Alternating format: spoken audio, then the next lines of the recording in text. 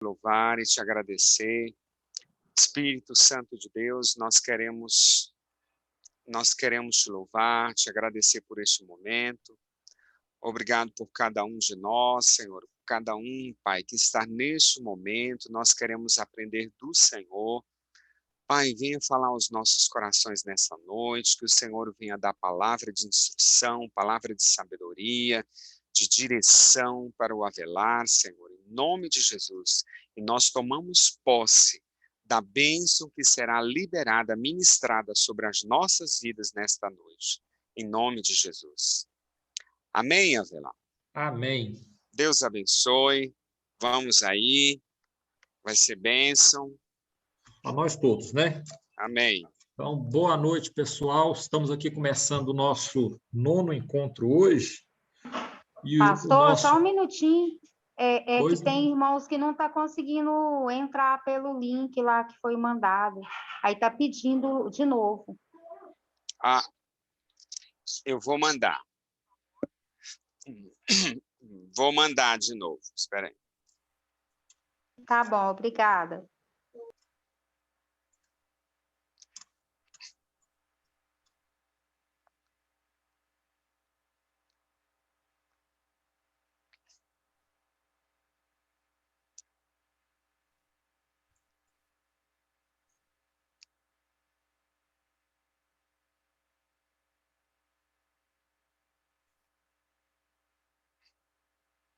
Mandei aí. Acho que agora vai dar certo.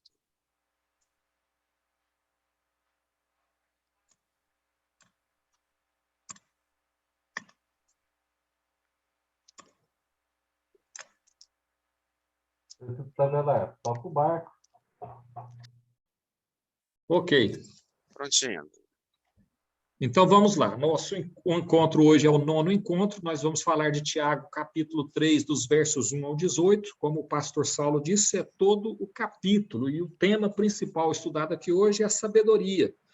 Mas eu quero já de antemão chamar a atenção de todos vocês para o fato de que, durante todo o capítulo, o escritor da carta, né, o apóstolo Tiago, ele fala sobre coisas pequenas aos nossos olhos, mas grandes aos olhos de Deus. Os efeitos das coisas grandes, os efeitos das pequenas coisas. Às vezes nós nos concentramos nas grandes coisas, mas as grandes transformações estão nos detalhes, ou seja, naquelas coisas menores que muitas vezes a gente não dá importância a elas. Como aconteceu esse grave acidente hoje, que um vírus, aí para quem não ouviu, um vírus destruiu o meu pendrive com todas as aulas. Então, nós vamos ter que improvisar. E eu não transcrevi aqui para o slide todo o capítulo. Então, nós vamos fazer a leitura na apostila ou na Bíblia. Quem não tiver apostila, mas tiver a Bíblia à mão, então, hoje, Tiago, capítulo 3. E eu já vou antecipar também, pedindo a alguém aí que já deixe Lucas, capítulo 12, na mão aí, que nós vamos precisar fazer essa leitura, e aí eu vou pedir o apoio de alguém para interagir conosco aí, fazer a leitura de Lucas, capítulo 12, verso 48, daqui a pouquinho. Vamos fazer uma introdução aqui primeiro, né? Então, vamos fazer a leitura de Tiago, capítulo 3, versos 1 ao 5a, que está escrito assim: Meus irmãos, muitos de vós não sejam mestres, sabendo que receberemos mais duro juízo. Aqui eu destaco três palavras, né? Receberemos e duro juízo. Nós vamos ver por quê mais à frente. Porque todos tropeçamos em muitas coisas, verso 2, se alguém não tropeça em palavra, o tal é perfeito e poderoso para também refrear todo o corpo. Ora, nós pomos freio nas bocas dos cavalos para que nos obedeçam e conseguimos dirigir todo o seu corpo. Vede também as naus que, sendo tão grandes e levadas a impetuosos ventos, se viram com um pequeno leme para onde quer que a vontade daquele que as governa. Assim também a língua é um pequeno membro e gloria-se de grandes coisas. Amém? Pois bem, como eu disse no início, a gente vai ter aqui paralelo entre grandes e pequenas coisas, né? A gente concentra na nau, a gente concentra no corpo, a gente concentra no cavalo, mas não percebe que as pequenas coisas é que causa destruição ou causa os efeitos positivos, porque todas essas coisas são positivas. A nau é positiva, ajudou o homem a descobrir vários mundos, né? Em relação ao que existia na época, ajuda a transportar cargas, ajuda a transportar pessoas, assim também é o cavalo domesticado serviu para muita evolução da humanidade, não é menos diferente com o fogo, que traz conforto, né? Traz aconchego, aquece o ambiente, cozinha os alimentos, e que também pode causar destruição. Então, todas essas coisas têm aspectos positivos, todas essas coisas têm aspectos positivos, quando são utilizadas para guerra, quando são utilizadas para pirataria, quando são utilizadas para ataques. Então, há o bem e o mal em todas as coisas, e nós focamos nas grandes coisas, nos aviões, nos foguetes, né? Nos mísseis, mas as pequenas coisas é que fazem grande diferença em tudo aquilo que nós construímos, que nós trabalhamos, que nós edificamos. A pólvora, dizem que a pólvora tem o poder de nivelar todos os homens. A pólvora foi descoberta não para coisas ruins. Igualmente, o poder do átomo, né, que se transformou na bomba atômica, também não foi uma descoberta ruim. A intenção era utilizar para o bem, mas acabou que se transformou para o mal. E o que é que fez transformar para o mal? A natureza humana. Essa natureza é que vai determinar. E nós vamos ver lá no finalzinho desse estudo, quando a gente fala das sabedorias, que é essa sabedoria que faz a diferença. Se aquilo que nós estamos produzindo, o efeito vai ser positivo ou vai ser negativo. Quero falar um pouquinho com vocês, bem rápido, porque eu já disse antes, numa aula anterior, que esse tema autoridade e poder, ele pode, só por si, ser um curso, não é nem uma aula, né? Porque é muito extenso o significado de autoridade e poder. E eu trouxe esse assunto aqui hoje por conta do verso 1º, que fala, muitos de vós não sejam mestres. E aí a gente assusta, peraí, Tiago está aconselhando a não ser mestre? Vamos analisar o contexto. Eu quero contar uma historinha para vocês aqui, bem rápida, do que aconteceu hoje. Como eu disse, eu estava na casa da minha irmã e tive uma oportunidade de assistir uma aula online. E essa aula, a professora estava falando, eu vou até me deter um pouquinho nesse assunto, gente, vocês me desculpem, mas nós precisamos perceber isso, o caminho que nós estamos tomando, né? A professora era uma professora de classe infantil, 1º ano, e ela estava falando acerca das atividades do prefeito, qual era o papel do prefeito. E a tarefa era que cada criança deveria pesquisar com seus pais o que cada um deles achava do prefeito e quais as sugestões que eles tinham para que o prefeito melhorasse a sua gestão. Por que eu estou falando disso? A professora, ela falou que um dos papéis do prefeito era arrecadar.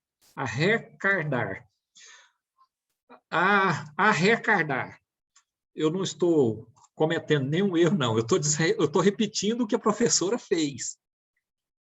E aí, por fim, ela falou, ela estava dando aula para crianças. Ela disse, essa palavra é muito difícil. Olha a mensagem que a professora passou para aquelas crianças. Essa palavra é muito difícil, é arrecadar. Aí, eu fiquei pensando, onde é que nós vamos parar? Olha só o valor de ser mestre e ser professor. E isso foi um fato que aconteceu hoje. Então, o que eu estou querendo dizer para vocês é o seguinte, ser professor não é ser mestre.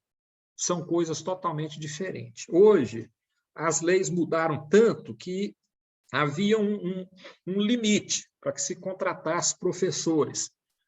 hoje não tem limite mais. Todos os professores são contratados. Por que disso? Porque o Estado paga o menor salário. E aí,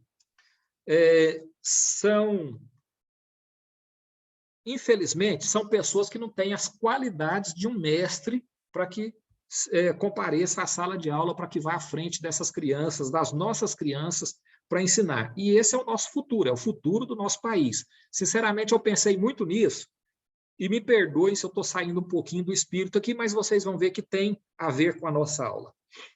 Então, paga-se o professor contratado pelo piso, ou seja, é o menor salário.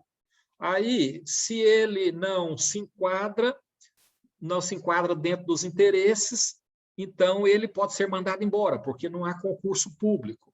Ou seja, o professor vira refém.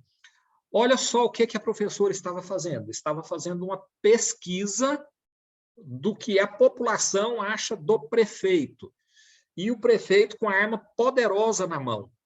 Por quê? Porque ele agora tem todas as informações do que os pais daquelas crianças pensam a respeito da sua gestão e o que ele poderia fazer para melhorar. Mas isso não é bom? Se for bem utilizado, sim. Mas se for mal utilizado, pode servir também para manipular. Então, quer dizer, o que é que isso tem a ver com os perigos de ser mestre? O que é que isso tem a ver com a nossa aula de hoje? Então, o cargo de mestre, essa atividade, não vou nem falar cargo, ela está muito depreciada, ela está muito desprezada pela sociedade atual. Mas na época de Tiago não era assim. O mestre, ele, primeiro, não era uma profissão.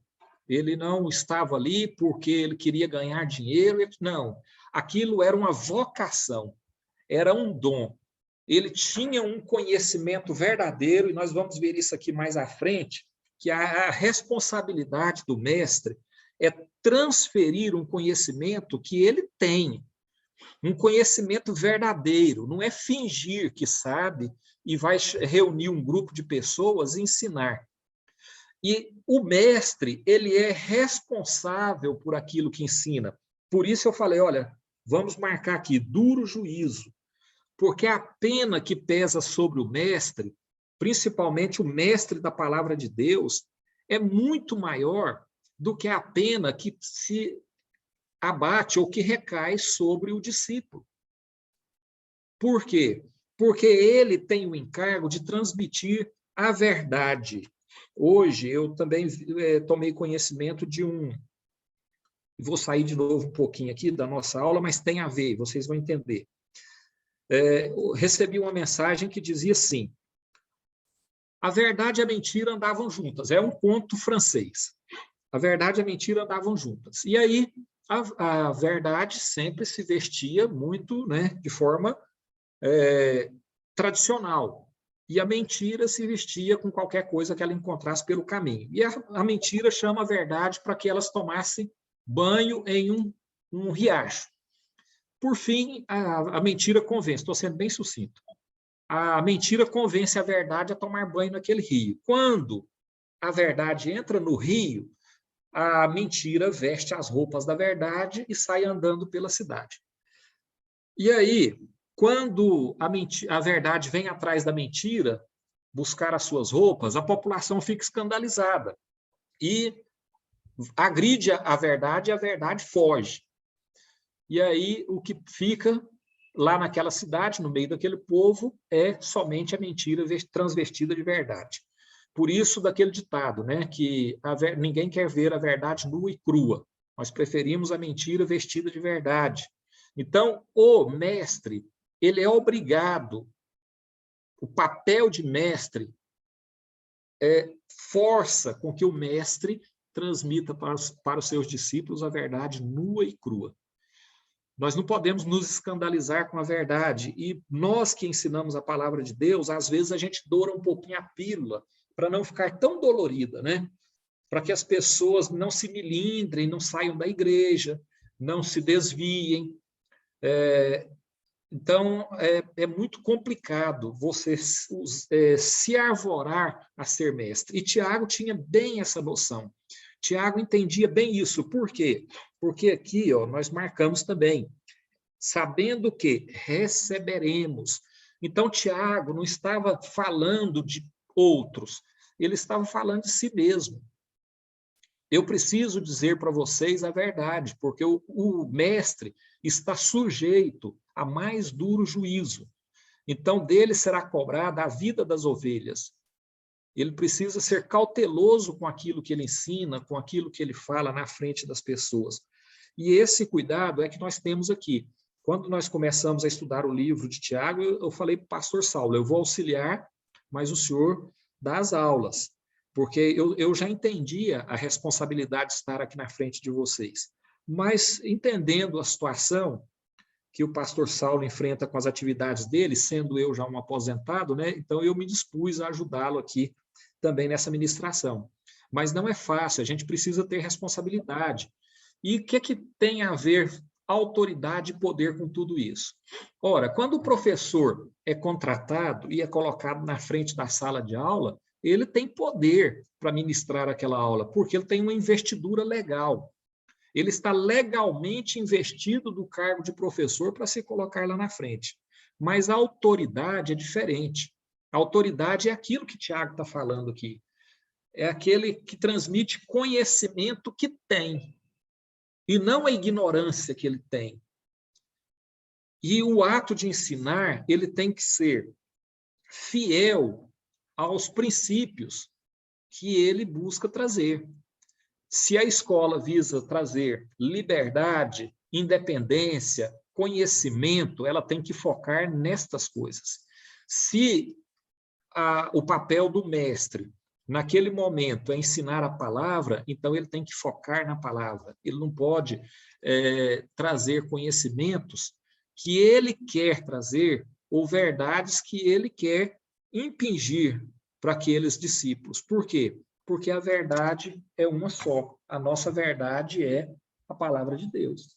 E é nela que nós temos que nos embasar para ministrar os nossos ensinamentos. E é nisso que nós temos que nos concentrar. Porque verdade e mentira andam junto, mas autoridade e poder também andam junto. E não são a mesma coisa. Elas são bem distintas. A verdade é bem distinta da mentira, por mais que a mentira se transmute de verdade. A autoridade é muito superior ao poder, porque a autoridade convence. A autoridade ela é indiscutível. É o que Jesus fazia. Jesus tem todo o poder, porque a ele foi dado poder de expulsar demônios, de curar enfermos. Mas Jesus fazia isso muito mais com autoridade do que com poder. Ele fazia aquilo porque as pessoas viam nele a presença de Deus realmente. E nós que transmitimos a palavra de Deus, precisamos ter consciência disso, de que o nosso norte é a verdade de Deus. E se nós estamos pregando Cristo, o ungido, o unigênito, então nós precisamos fazer isso com autoridade. E para fazer isso com autoridade, nós temos que falar daquilo que a Bíblia fala, e não daquilo que vai no nosso coração e na nossa mente. Porque nosso papel é transmitir aqui o bem e a verdade do Senhor. Por quê? Porque querer ser mestre traz embutido uma arrogância, uma pretensão de ser autoridade, de ser superior. E agora eu estou focado no mestre e não no professor, já que nós fizemos a distinção de um para o outro. Então, o que nós estamos focado é naquele que quer ser mestre, naquele que quer ser realmente, agir com autoridade para falar das coisas de Deus. Então, se eu quero ser mestre para subir no púlpito e ter ascendência sobre as ovelhas, essa não é a motivação correta, a minha motivação está totalmente equivocada. Nós temos que ter essa humildade de saber que nós estamos lá para falar de algo que não é nosso, mas algo que vem do alto, né? Algo que nos foi conferido lá atrás, quando Cristo se colocou aqui entre nós na condição de homem, e na condição de homem, Cristo se sujeitou ao sacrifício da cruz no nosso lugar, para trazer a redenção para todas as pessoas. E é com essa humildade de Cristo, que veio, se fez homem, se rendeu a todo aquele julgamento, a todo aquele sofrimento, é com essa humildade que nós temos que colocar na condição de mestre da palavra de Deus. Então, eu trago essa palavra, mas deixando evidente que esta palavra não é minha, porque eu sou um pecador como todos os outros. Não existe nenhum que não peque. Lá no verso 2 está escrito justamente isso, porque todos tropeçamos em muitas coisas. Se alguém não tropeça em palavra, o tal é perfeito. Por quê? Porque a palavra é o nosso primeiro ponto fraco, é onde nós caímos primeiro, né? É onde nós cometemos os nossos primeiros enganos e os nossos primeiros pecados. E nós precisamos vigiar para não cair nesse pecado, para não cair no pecado da língua, no pecado da palavra, a palavra maldita. E não há uma maneira mais fácil de se pecar do que pela língua. Então, nós precisamos entender isso. Por quê? Porque isso tira de nós o orgulho de querer ser mestre. E se nós nos arvoramos a ser mestre e ensinar a palavra de Deus, então nós temos que ir com humildade, sabendo que, no uso da palavra, um juízo mais duro sobre nós virá e também uma maior oportunidade de errarmos, de cometermos falhas, de pecarmos contra Deus. Eu gostaria agora, quem separou aí, Lucas capítulo 12, verso 48, que fizesse a leitura para nós, principalmente a parte B. Vamos dar uma ênfasezinha aí na parte B. Tem alguém aí em condições?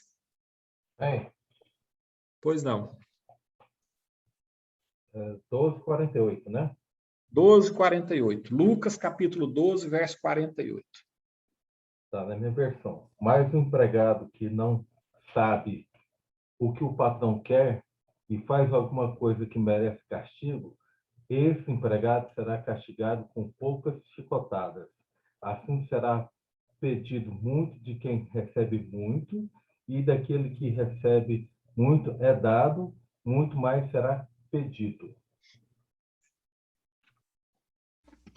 Muito bem. Então, qual a ênfase aí que eu estou trazendo, que tem a ver também com a nossa aula de hoje? A qualquer que muito for dado, muito se lhe pedirá.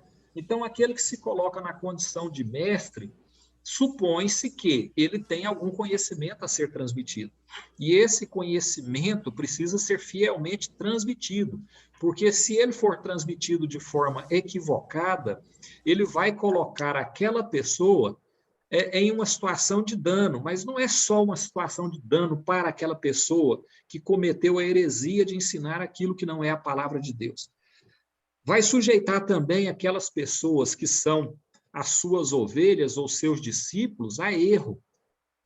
E aí, o que a Bíblia está dizendo? Essas pessoas que foram submetidas a enganos, elas serão julgadas também, elas também sofrerão a penalidade, mas a pena que elas sofrerão não será a mesma pena daqueles que têm o conhecimento, se colocam na condição de mestre, porque lhe foi dado muito conhecimento, e ensinaram coisas que não era a direção de Cristo. Então, nós colocamos aqui que ser mestre é uma vocação, é um dom de Deus.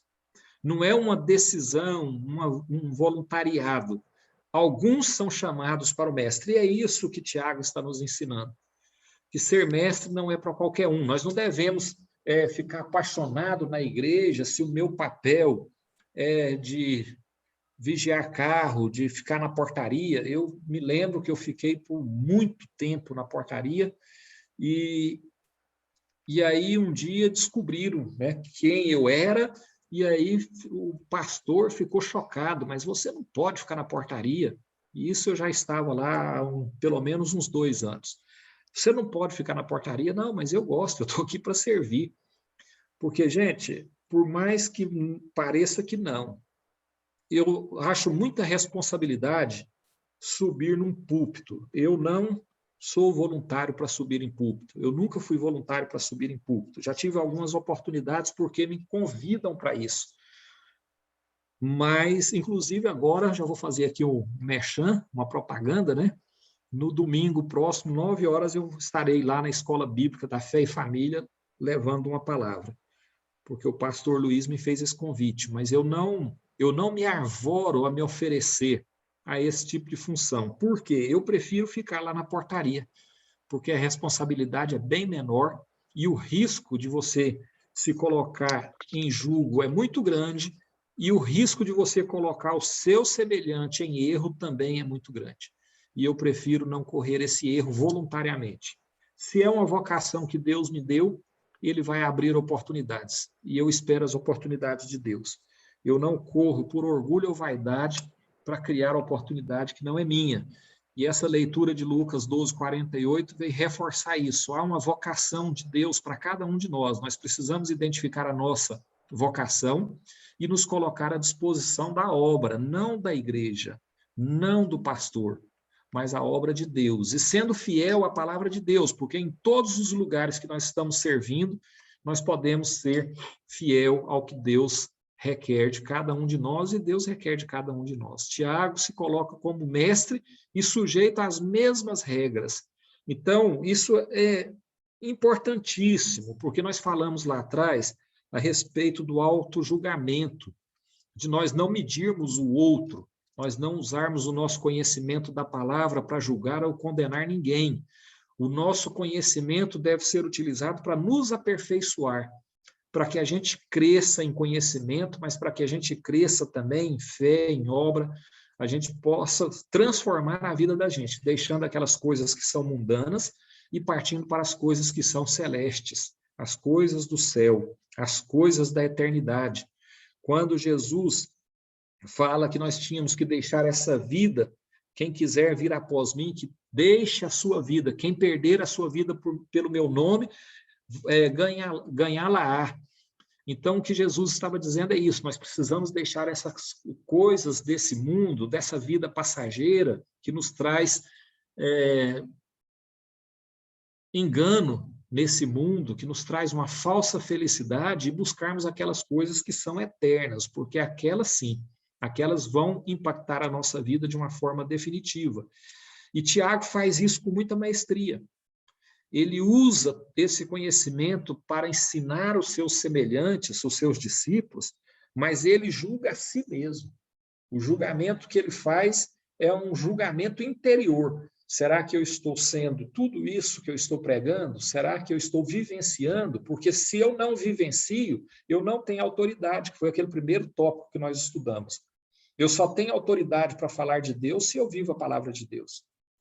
E eu preciso entender isso. E quando eu encontro um irmão que não está vivendo a palavra de Deus, eu não posso julgá-lo, porque o julgamento é meu, o julgamento é interno, é para mim. Eu não jogo pedra em ninguém. Eu não jogo pedra, eu não condeno, eu não critico, eu preciso receber a todos, acolher e fazer o julgamento do meu comportamento. Ora, eu estou julgando, eu estou me policiando, eu estou me comportando como quer a palavra. Então, sempre eu na hora do julgamento, sempre o outro na hora de entregar o fruto das nossas obras. Então, como nós vimos aí, né, em Lucas 12, 48, o julgamento do mestre não é o mesmo julgamento do discípulo, porque o discípulo pode estar sendo submetido a engano. Eu me lembro de uma igreja que eu conheci e que, inclusive, eu estive nela com a minha esposa, e nós conversamos muito sobre essa igreja, e eu dizia para ela, olha, todas essas pessoas que estão aqui, nós não podemos dizer que estão salvas ou não estão salvas, porque, na verdade, elas estão sendo submetidas ao engano. A primeira coisa que eu encontrei nessa igreja, assim, que me chamou a atenção, é que lá os discípulos não podiam ler a Bíblia, somente o pastor lê a Bíblia. Os discípulos só podem receber a interpretação que o pastor faz da Bíblia. E aí eu falava com a Júnia, esse ensinamento ele é enganoso, mas o julgamento é muito maior em cima daqueles que estão ensinando do que aqueles que estão ouvindo. Então, nós não podemos avaliar quem será salvo ou quem não será salvo, porque só Deus tem esse conhecimento. Aquelas pessoas estão sofrendo um mal muito grande de pessoas que querem ser mestres e mestres da palavra de Deus, né? O que é pior, porque ser um mestre no sentido secular de conhecimento E inteligência é uma coisa. Ser mestre no sentido bíblico de transmitir a palavra e a sabedoria de Deus, então é um outro significado muito superior. E é isso que nós vamos ver mais adiante. Já falei aqui a história da verdade e da mentira, né? Do conto francês, da verdade nua e crua, que a gente muitas vezes refuga. Porque a verdade nua e crua, ela é difícil de ser engolida, ela é difícil de ser aceita, porque ela nos confronta.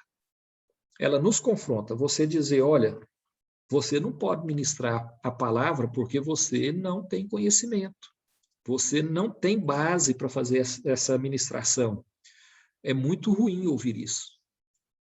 É muito ruim você ouvir, olha, não está escrito isso na palavra, como os bereanos faziam, né? E Paulo dizia, mais nobre povo são os de Bereia. Por quê?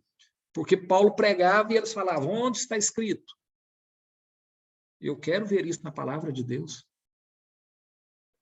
Então, é esse o nosso comportamento, é esse o comportamento do discípulo, mas, acima de tudo, esse é o comportamento do mestre, não se contentar com a mentira transvestida de verdade. A palavra diz, conhecereis a verdade, e a verdade vos libertará. Porque viver na mentira é viver na escravidão. Então, nós temos a liberdade de ter a palavra de Deus na nossa mão, nós temos que estudar e analisar. Aquele que ensina precisa ensinar aquilo que está escrito. Todas as verdades. Ah, mas tem divergências teológicas. As divergências teológicas precisam ser ditas. Olha, a nossa igreja segue tal vertente, mas nós temos vertentes distintas. Nós temos pessoas que acreditam nessas e nessas. Por quê? Porque essas divergências teológicas, elas não dizem respeito à salvação. A salvação é clara. Agora, as divergências teológicas, por exemplo, o arrebatamento será pré, pós ou mesotribulação, são teologias distintas. Nós acreditamos nessa vertente, mas há aqueles que acreditam nessa e nessa vertente. Por quê? Porque isso é a verdade, e dói dizer a verdade. Agora, quem vai nos conduzir a isso é o Espírito Santo, porque o Espírito Santo conhece toda a verdade. Sem o Espírito Santo, nós nunca vamos chegar à verdade. Só ele é que nos conduz, e ele conduz cada um, respeitando a sua história, a sua natureza, a sua origem, as mentiras e as verdades a que você esteve submetido durante a sua vida, o Espírito Santo conhece. E o Espírito Santo nos conduz a uma verdade. E nessa verdade nós encontramos Deus. Agora, quem é que vai encontrar Deus? Nós não temos o poder de saber, mas o Espírito tem. E por isso nós precisamos andar com ele. O pastor Luiz me deu um livro muito bom, estou acabando de ler, que é o Espírito Santo. E aqui fala justamente sobre isso, sobre o que o Espírito, como o Espírito Santo age em nossas vidas, através do conhecimento, do relacionamento, da amizade. E nesse conhecimento é que nós temos condições de andar com ele e ser dirigido por ele. E ao ser dirigido por ele, ele nos desvia dos enganos que são colocados em nosso caminho. Porque os enganos são diabólicos, mas também são mundanos. O que quer dizer que procede do diabo. Às vezes, sim, mas às vezes procede da natureza humana. E nós precisamos distinguir isso, mas nós não somos capazes de distinguir essa verdade dessa mentira, a não ser escudados ou dirigidos pelo Espírito Santo. O que controla o bem e o mal que nós praticamos? Como eu disse lá no começo, esse capítulo de Tiago, ele fala sobre o bem e o mal, sobre coisas grandes e coisas pequenas. E, às vezes, nós focamos nas coisas grandes, nós focamos no cavalo, nós focamos na nau, nós focamos no corpo, na alma, no espírito do homem. Mas, às vezes, o controle do bem e o mal está em coisas bem pequenas. A nau está no leme, o cavalo está no freio que é colocado na boca. E o homem no controle da sua língua. Quando você controla o leme, quando você controla o freio do cavalo, você dirige e eles servirão para o bem. Se você não tem o controle, eles vão afundar. No caso do navio, eles vão disparar. Vou contar uma história bem rapidinha aqui que aconteceu quando eu era tenente. Eu estava dando um treinamento para a tropa na cavalaria. Eu servi na cavalaria por 5 anos. E eu estava treinando a tropa para controle de distúrbio civil. A cavalaria é muito utilizada para isso. E naquela época existiam muitas greves, muitas manifestações, e a gente tinha que fazer esse controle, né? De proteção de prédios públicos e etc. E a gente pegava para isso os cavalos mais mansos, mais treinados, mais acostumados com tumulto, para não ter problema. E aí, o que aconteceu? Um policial veio com um cavalo chamado, me parece que Gypsy Fun. Gypsy Fun significa diversão cigana, me parece, ou algo assim, alegria cigana. E aí eu peguei esse cavalo, esse policial veio com esse cavalo e o cavalo não ficava quieto. O cavalo não, né? Ele era um cavalo meio arredio. E aí eu fiquei muito irritado com aquele policial, porque era um policial inexperiente, estava fazendo curso ainda e tal. E aí eu peguei e falei para ele, não, desce desse cavalo aí, você não tem condições de ficar nesse cavalo, não. Monta no meu cavalo aqui e eu vou dar instrução nesse cavalo. E a gente dava instrução com espada na mão direita, então só tinha a mão esquerda para segurar a rédea. Quando eu montei no cavalo, eu não segurei a rédea, segurei só de um lado. E esse cavalo disparou comigo e foi parar lá na baia, depois de me jogar no chão. Depois de dar umas 2 voltas comigo pela cavalaria, me jogou no chão. Por quê? Porque eu perdi o controle. O animal estava lá para servir, para uma finalidade, para uma atividade profissional. Mas como não teve controle, então ele causou dano, porque me jogou no chão, correu o risco de estragar o material, interrompeu a instrução, a tropa se divertiu muito, com certeza, mas não aprendeu nada naquele dia. Talvez tenha aprendido a controlar o animal melhor. Então, é isso que Tiago está nos falando. Nós precisamos ter controle. Quando você tem controle sobre pequenas coisas da sua vida, você passa a controlar as grandes coisas, ou as grandes coisas passam a ter melhor utilidade.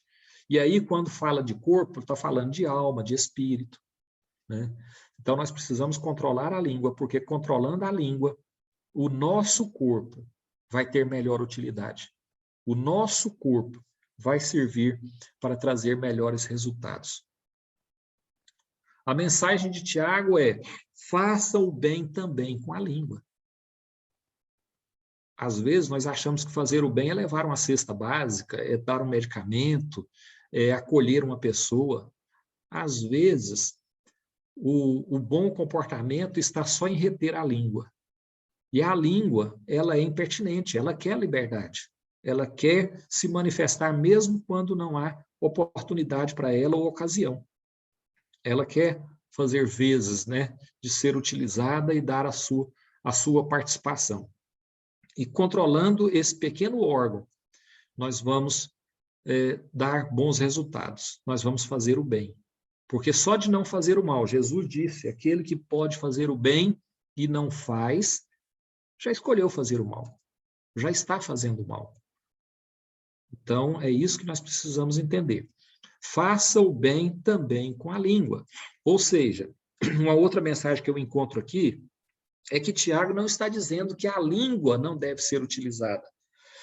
A língua, ela é para ser utilizada, mas ela é utilizada para boas coisas, para abençoar, e não para amaldiçoar, para condenar, para destruir, porque ela pode ser muitas vezes destrutiva.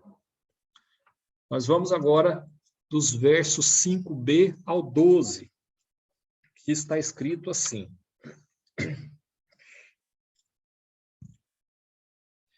Vede quão grande bosque um pequeno fogo incendeia. E quero lembrar que o fogo começa de uma pequena faísca. O fogo não começa com um grande incêndio. Via de regra, ele começa com uma pequena faísca. E essa pequena faísca causa uma destruição sem tamanho. Ela alcança aí um território que às vezes nós não conseguimos perceber. Às vezes você vê aquele pequeno incêndio e fala, não, é uma fogueirinha que está aqui, vai queimar um lixo, vai queimar aqui perto. E aquilo já tomou proporção, já existem animais morrendo, plantas sendo destruídas, vidas sendo contidas. Contidas que eu digo porque, além da destruição, ela pode causar a inibição também. O mal que nós causamos com um pequeno fogo, ele pode causar a destruição de morte, da destruição total, mas a contenção. Ou seja, reduz o espaço de ação daqueles seres que vivem ali naquele meio. E aí, seu espaço é pequeno de ação, você perde a sua esperança, você perde a sua perspectiva, ou seja, nós estamos destruindo não só o presente, mas nós estamos destruindo o futuro. Assim é o fogo, né? Ele está destruindo hoje, a gente vê aquilo que a gente pode alcançar, mas está destruindo também a posteridade, a perspectiva de futuro. Por quê? Porque conteve aquele espaço de ação ou de crescimento, de possibilidade de crescimento. Verso 6, a língua também é um fogo, como mundo de iniquidade. A língua está posta entre os nossos membros e contamina todo o corpo e inflama o curso da natureza e é inflamada pelo inferno. Porque toda a natureza, tanto de bestas, feras, como de aves, tanto de répteis como de animais do mar, se amansa e foi domado pela natureza humana. Mas nenhum homem pode domar a língua. É um mal que não se pode refrear. Está cheia de peçonha mortal. A gente tem o poder, né? A gente acha que tem o poder, ou eu prefiro acreditar que nós temos autoridade, baseado nisso que nós falamos no início. Nós achamos que nós temos essa autoridade de domínio sobre o mundo todo, mas nós perdemos essa autoridade a partir do momento que nós perdemos o controle da nossa própria língua. Então, nós já não podemos mais achar que nós temos autoridade sobre o mundo porque Deus nos deu essa autoridade. Quando nós incorremos no pecado, nós perdemos a autoridade. Talvez nós ainda tenhamos poder. Quando eu monto no cavalo, boto o freio nele, isso é poder. Mas eu tinha autoridade. Adão tinha autoridade sobre os animais, porque o que Deus deu a ele foi autoridade. E nós precisamos recuperar isso. Nós não temos isso mais. Por quê? Porque nós não conseguimos controlar a nossa língua. Nós pecamos, nós nos desviamos da verdade, nós preferimos a mentira transvestida de verdade. Nós precisamos recuperar essa pureza da verdade e da sinceridade para que a gente possa ter realmente essa autoridade. Porque aí até a natureza vai reconhecer a autoridade do homem.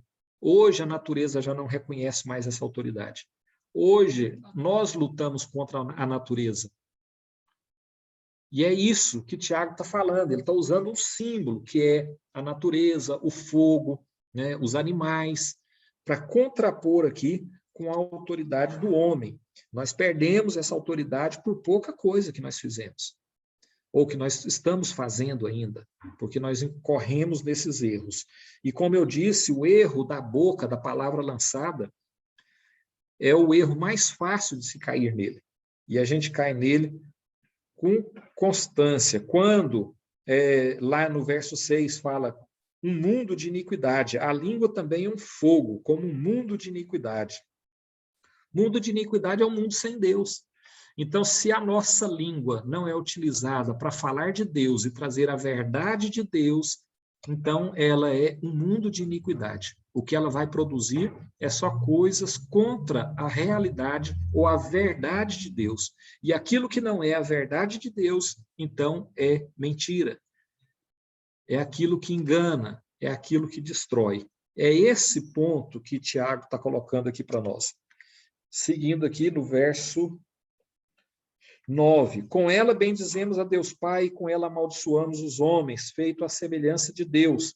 Em Jesus nós fomos feitos filhos de Deus, mas a gente com a língua ora, agradece, pede, intercede a Deus, mas com essa mesma língua nós amaldiçoamos aqueles que foram feitos filhos de Deus. Nós nos colocamos na condição de julgar quem é e quem não é filho de Deus. E se nós não temos controle sobre esse pequeno órgão, então ela está em descontrole. E o descontrole desse órgão é que vai causar todo o mal para a minha vida e também para a vida do meu semelhante. Verso 11. Porventura deita alguma fonte de um mesmo manancial, água doce, água amargosa? Meus irmãos, pode também a figueira produzir azeitonas ou a videira figos? Assim tão pouco pode uma fonte dar água salgada e água doce. Como que eu oro, bendigo, louvo, agradeço ao Pai e amaldiçoo os filhos desse mesmo Pai. Como eu disse, o mundo de iniquidade é um mundo sem Deus. Uma língua sem Deus é uma língua de pecados. Como podemos bendizer ao Pai e amaldiçoar aos filhos dele? A língua é como um animal que não controlamos. Ela sempre vai buscar a independência ou a liberdade. Tudo isso aqui nós já falamos, né? E tudo isso está pontuado aqui, para que a gente tenha realmente a autoridade que foi dado lá no princípio de Gênesis a Adão e Eva, que era a autoridade. Adão, ele não precisava fugir dos animais, porque os animais reconheciam nele a imagem de Deus. Nós perdemos isso com o pecado. Não existe mais autoridade em nós para dominar a natureza. Nós ainda, repito, temos poder, mas nós já não temos mais aquela autoridade que Adão teve. E nós precisamos recuperar isso. E nós vamos recuperar isso quando nós vivermos a verdade de Deus. E para que eu seja mestre e ensine, eu preciso viver aquilo que eu ensino. Porque se eu não vivo aquilo que eu ensino, eu não tenho autoridade. O máximo que eu tenho é poder ou investidura. Só pelo Espírito conseguiremos controlar a língua.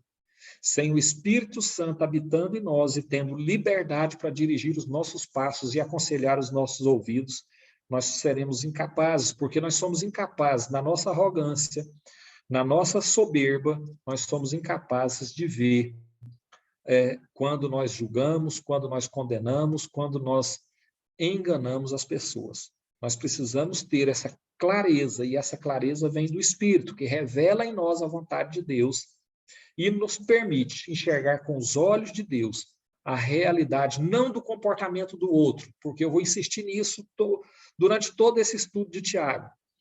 Nós não podemos usar o nosso conhecimento de Deus para julgar o nosso semelhante, para jogar pedra no nosso semelhante. Nós temos que usar toda a palavra de Deus para moldar a nossa vida, moldar a nossa conduta. Tudo se trata de nós. Tudo se trata do eu, do meu relacionamento com o Espírito de Deus, aquele que tem a verdade, que conhece todos os projetos de Deus. Só ele que é capaz de moldar a minha vida conforme essa vontade do Pai, conforme a palavra de Deus nos é ensinada, nos é testificada. Se falamos menos, ao menos não pecaremos por palavras. A Bíblia diz que o tolo, isso está anotado em algum lugar aí na apostila, que o tolo calado se passa por sábio. Até o tolo, quando calado, se passa por sábio. Então, nós precisamos ter esse discernimento de que, às vezes, refrear a nossa língua, não dizer, é o melhor caminho para encontrar a sabedoria. Porque o nosso objetivo hoje, do nosso estudo de Tiago, é encontrar e conhecer a verdadeira sabedoria. Nós estamos falando desde o começo de autoridade e poder, de ser mestre, de ensinar a palavra, para chegar no entendimento da sabedoria. Qual é a verdadeira sabedoria? E é essa sabedoria que nós temos que almejar. O conhecimento é necessário? Obviamente que é, nós vamos ver isso. Nós precisamos ler a Bíblia? Sim, nós precisamos ler a Bíblia. Conhecereis a verdade vos libertará. Mas nós precisamos almejar a sabedoria que vem do alto. Uma passagem da Bíblia que me chamou a atenção desde pequenininho, uma das primeiras passagens que me chamou a atenção foi quando Salomão, colocado diante de Deus, peça aquilo que quiseres e eu te darei, e Salomão pede sabedoria. E a Bíblia diz que nunca houve homem sobre a terra mais sábio que Salomão. Nós temos que buscar a verdadeira sabedoria. A sabedoria está ao alcance de todos, aquele que tem conhecimento e aquele que não tem conhecimento. Nós precisamos da sabedoria, porque a sabedoria, ela vai dirigir o nosso conhecimento, a nossa inteligência. E vou insistir aqui nessa última frase. Quando nós falamos menos, ao menos um pecado a gente vai evitar, que é o pecado da palavra. As duas sabedorias, lá nos versos 13 ao 18, diz assim: quem dentre vós é sábio e entendido, mostre pelo seu bom trato as suas obras em mansidão de sabedoria. Então, primeira coisa aqui que nós vamos ver é que conhecimento e sabedoria são coisas distintas. Inteligência, capacidade de aprender, de absorver conhecimento, não é sabedoria. Então, nós precisamos da sabedoria e nós precisamos do conhecimento. Quanto mais conhecimento eu tenho, mais capacitado eu me torno. Agora, eu ter o conhecimento, mas não ter a sabedoria que vem do alto, aquela sabedoria de Deus, então eu não vou conseguir fazer bom uso do conhecimento que eu tenho. Só a sabedoria de Deus é capaz de me fazer entender para onde o meu conhecimento pode me levar, para o bem ou para o mal. Se eu tenho que ter controle do leme da nau, do freio na boca do cavalo, se eu tenho que ter controle na minha língua, eu também preciso ter controle do meu conhecimento. E o controle do meu conhecimento vem pela sabedoria. Ser mestre, como nós falamos lá atrás, é um chamado. E o mestre é aquele que transmite conhecimento com sabedoria, baseado no que Deus pretende, que Deus espera de nós.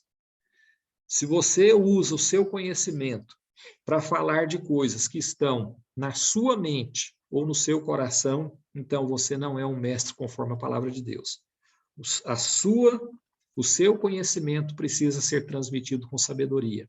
E ele precisa almejar o crescimento do seu discípulo, o crescimento daquele que está sob a sua tutela, para que você possa conduzi-lo a se tornar alguém que possa influenciar o crescimento da sociedade em que ele vive. E aí nós estamos falando da família dele, do local de trabalho dele, do bairro em que ele vive, da cidade onde ele mora. Então, o impacto que o mestre causa na vida do discípulo não fica retido na vida dele, não se limita àquela vida, vai alcançar outras vidas. E aí está o valor do mestre que usa a sabedoria para transmitir conhecimento.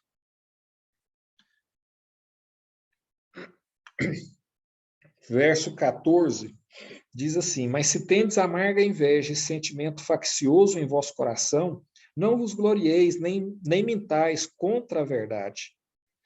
Então, aquele que tem um sentimento faccioso, né, ou tendencioso, que quer conduzir não para aquilo que é a verdade, mas para aquilo que é a sua verdade. E olha, gente, eu estou falando única e exclusivamente de Bíblia aqui. Estou falando de Bíblia. Então, se você não usa o seu conhecimento e a sua investidura de mestre para falar das coisas de Deus e conduzir aqueles seus discípulos conforme a vontade de Deus, a palavra de Deus, então você está sendo arrogante e orgulhoso. E isso não é ser mestre.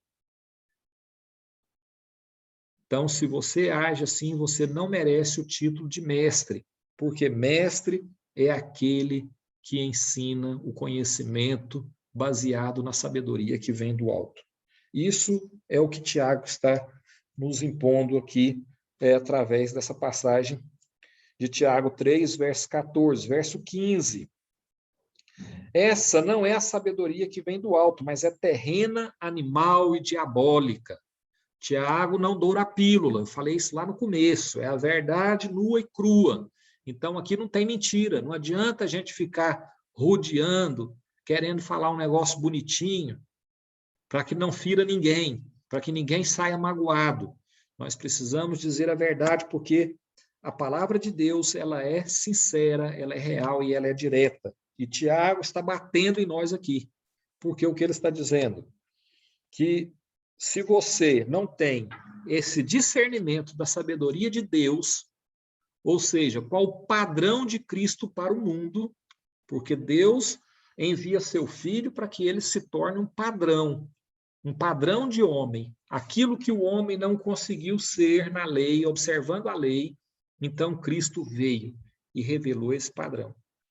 E transmitiu pela graça esse padrão a nós, que nós só conseguiremos viver se nós tivermos o Espírito em nós. Nós precisamos ter o Espírito habitando em nós, para que a gente consiga viver essa realidade. Se essa não é a realidade que nós estamos vivendo, então, a realidade que nós estamos vivendo e transmitindo, ela é, ao mesmo tempo, terrena, animal e diabólica. Porque só sobra carne, não há espírito. Se não há espírito, então carne. E carne é animal, é instintivo, é animalesco, não tem sabedoria. Verso 16. Porque onde há inveja e espírito faccioso, aí há a perturbação de toda a obra, mas está vindo lá do verso 15, que vem do verso 14, que está descrevendo qual que é a sabedoria terrena, aquela sabedoria que busca transmitir um autoconhecimento, um conhecimento próprio, né? Não a verdade, está transmitindo a sua verdade, mas não a verdade que vem do alto, a verdade que vem de Deus. Ela é terrena e diabólica, e ela é facciosa. Então, porque onde há inveja ou espírito faccioso, aí há perturbação e toda obra perversa. Mas a sabedoria do alto, e aí é a grande distinção que deu base para todo o nosso estudo hoje. A sabedoria que vem do alto. Nós falamos primeiro da sabedoria terrena, que é aquela que busca ensinar o seu próprio conhecimento, né? Quer transmitir aquilo que ele acha que é certo, quer conduzir pelo que acha que é correto, né?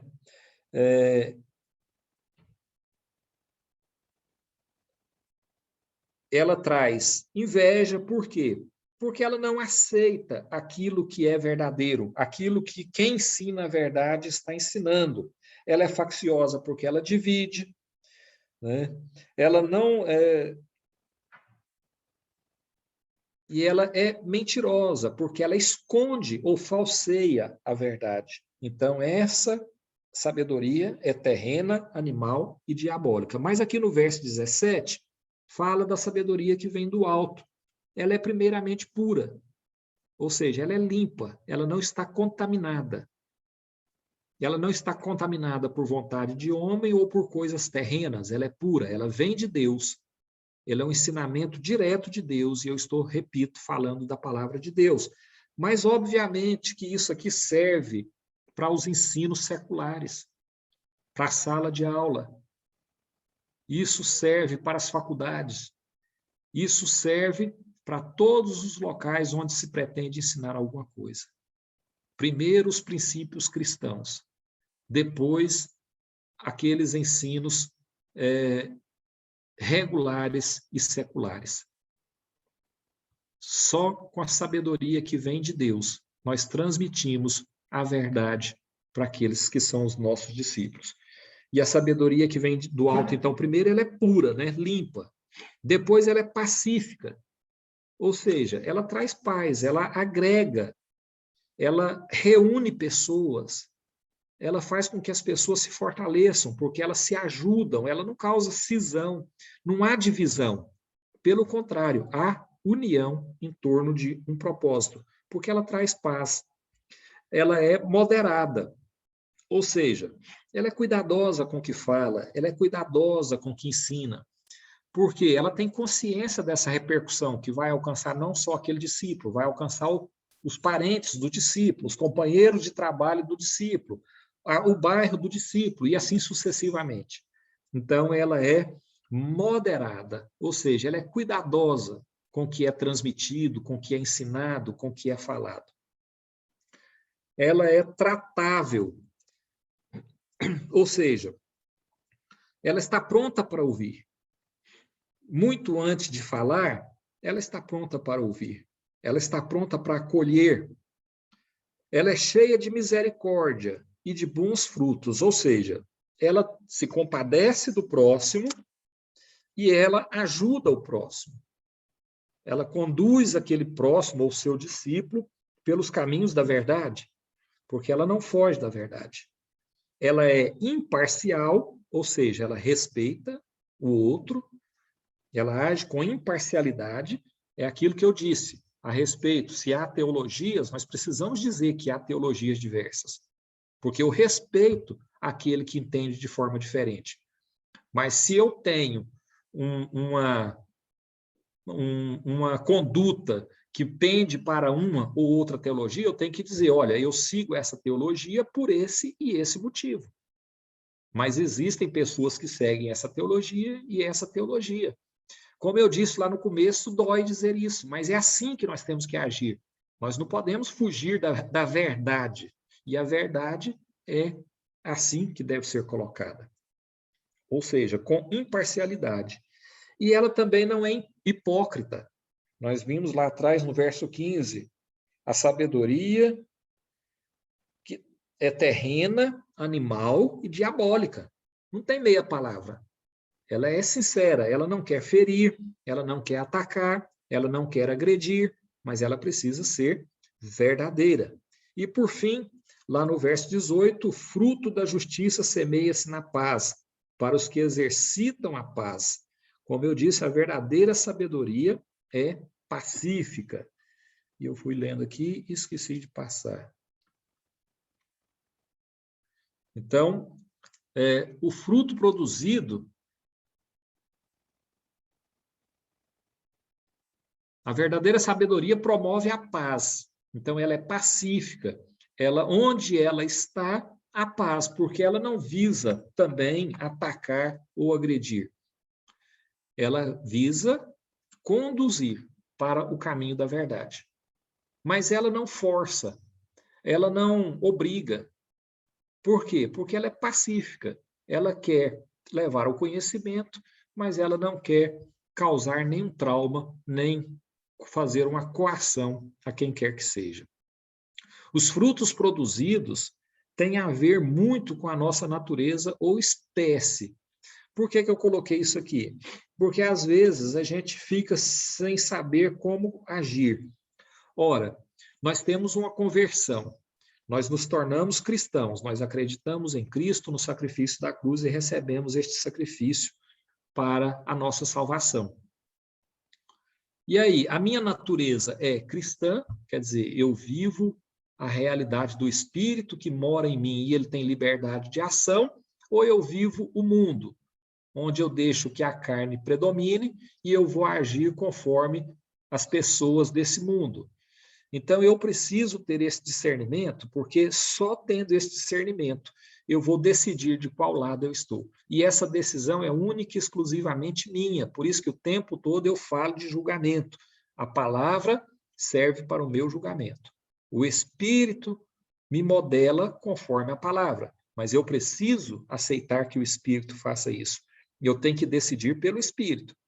Eu tenho que abandonar a carne e decidir pelo Espírito, o domínio do Espírito. Quando eu decido pelo domínio do Espírito, então sim, eu vou controlar a minha língua e eu vou produzir os frutos do Espírito e não os frutos da carne. É essa a diferença que a sabedoria causa em nós. Porque aí eu vou sim usar as palavras de forma moderada, pura, sincera, objetiva, para levar o conhecimento que vem do alto àqueles que se colocam na condição de discípulo, principalmente aqueles que se colocam na condição de meus discípulos. Eu preciso ter esse compromisso com eles, porque essa é a verdade que nós precisamos buscar. Eu vou passar agora bem rapidinho, sem comentários, os nossos, porque a hora já avançou muito, o nosso questionário, e aí eu devolvo a palavra para o pastor Saulo. Então, a primeira pergunta, os mestres serão mais cobrados porque cabe a eles o ensino de Jesus, o ensino do padrão de Jesus. Qual foi o padrão que Jesus trouxe para o mundo? O padrão de homem, de comportamento humano. A língua fala do que há em abundância no coração. Nós estamos enchendo o nosso coração de quê? Nós precisamos nos perguntar isso. Nós temos que encher o nosso coração com alguma coisa, porque o coração não fica vazio. Lá em Eclesiastes 3:11 diz que Deus colocou vazio no coração do homem. Tem uma versão que diz que era para o homem buscar a conhecer Deus. A maioria das versões diz que o homem não pode abarcar todo o conhecimento de Deus. Então, o certo é que há um vazio no nosso coração, e esse vazio precisa ser preenchido com alguma coisa. Com o que é que nós estamos preenchendo o vazio do nosso coração? A língua fala do que há em abundância no coração. Então, nós precisamos enchê-lo com alguma coisa para que a gente possa ensinar aquilo que é a vontade de Deus. O perigo de controlar tudo é perder o controle sobre nós mesmos. Então, tem gente que quer controlar a esposa, quer controlar os filhos, o que vai acontecer com os filhos, quer controlar a casa, quer controlar o trabalho, quer controlar a igreja, quer controlar os animais, e aí acaba por perder o controle sobre si mesmo. Então, primeiro, volte para si mesmo. Volte para as suas necessidades, para as suas fraquezas. Trabalhe as suas fraquezas, para que elas se fortaleçam e você possa ter um autocontrole, porque o objetivo é o autocontrole e não controlar o mundo. Os frutos da língua podem ser tanto vida quanto morte. Tudo vai depender de ter ou não ter controle sobre ela. Então, nós precisamos lutar para ter esse controle. E quando tivermos esse controle, aí sim, nós vamos ter o controle sobre o resultado daquilo que nós estamos produzindo, daquilo que é o fruto que nós temos ao produzir e oferecer na obra de Deus. A sabedoria precisa do conhecimento, não despreze o conhecimento. Ler a Bíblia é fundamental. Buscar conhecer o que é que está sendo dito, o que está sendo feito, é fundamental. Porque a sabedoria precisa do conhecimento. E o conhecimento só é válido se ele é conduzido pela sabedoria de Deus, a sabedoria que vem do alto. A sabedoria pode ser terrena, ou vir do alto, ou, se quiserem, vir de Deus. Basta saber qual a sabedoria que nós queremos. Lembrando que a sabedoria terrena é maligna, diabólica, tendenciosa, ela nos conduz conforme a nossa vontade e não conforme a realidade que vem do alto. Quanto mais falamos, mais perto estamos do pecado. O silêncio nos ajuda a evitar muitos pecados na nossa vida. Isso é uma realidade que nós não podemos esquecer. Eu disse isso aqui em algumas aulas atrás. Deus fez o homem com 2 ouvidos e uma boca. Deve ter algum sentido nisso. Eu vou repetir. Deus fez o homem com 2 ouvidos e uma única boca. Então, nós temos que pensar no porquê que Deus fez assim. Nós temos que usar mais aquilo que Deus nos deu em maior abundância. Então, esse é o fim do 9º encontro. Próxima segunda-feira nós vamos para o 10º encontro, que vai falar de desejos e divisões. O texto de referência é Tiago, capítulo 4, versos 1 ao 12. O questionário da próxima lição está na página 44, insisto. Tentem responder o questionário antes de ler a apostila. Depois que a gente ler a apostila, nós vamos responder juntos. E aí vocês... Na apostila já tem as respostas também, mas tentem responder antes, para a gente mensurar o grau de conhecimento. Deus abençoe a todos que estão aqui conosco, a todos que forem ver esse vídeo, e que nenhum mal nos alcance. E é o fim da nossa aula. Devolvo aí, pastor César, pastor Saulo, concluir. Amém. Pedindo desculpas mais uma vez aqui, porque realmente eu fui pego de surpresa hoje. Amém, Avelar. Foi maravilhoso. Obrigado você. Eu sei que no conduzir da sabedoria que o Senhor tem dado para você. E eu vou abrir para quem quiser falar. Eu fiz algumas anotações aqui, Avelar, com relação a conhecimento mesmo. Tá? A questão, nem por isso que há a separação, né, pastor, mestre, porque nem todo pastor ele é um mestre, né? Há essa e assim sucessivamente, porque se a gente for analisar, por isso que existe o conhecimento do mestre. Eu acredito assim que o mestre ele é aquela pessoa onde nem todos alcancem, entendeu? E ali é onde que ele vai mais profundo, tem o ambiente, ele tem a instrução, a sabedoria, a hora de falar, de conduzir e tudo mais. Como é isso? Pastor, o senhor me fez lembrar de um colega meu, um Ah, coronel, né, faleceu de Covid agora recentemente, por sinal, ele e a esposa. A gente estava fazendo um curso juntos, e eu me lembro que eu estava conversando com ele, e ele estava me dizendo que ele ia aposentar, e a gente estava começando o curso ainda, na primeira semana, e ele falava, eu vou aposentar porque eu estou cansado da polícia, não estou satisfeito com a polícia e tal. E a gente trabalha demais, é muito explorado nisso aqui e tal. Aí eu falei para ele, olha, eu acho estranho você falar isso, porque eu tenho o mesmo tempo de polícia que você, e eu não faço nada, eu acho que a gente não trabalha tanto assim.